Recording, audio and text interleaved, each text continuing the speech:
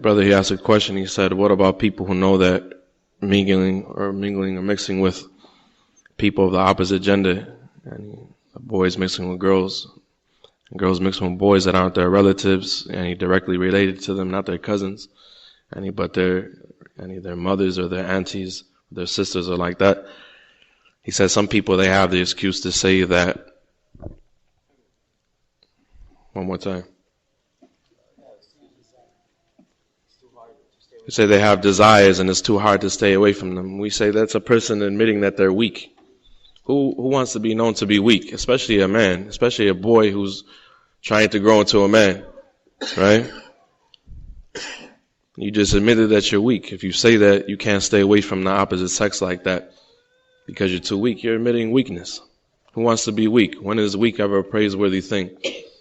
And this is something that's contrary to dignity. It's contrary to the religion.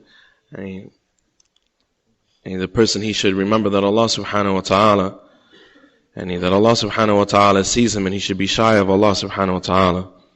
He should be shy of Allah.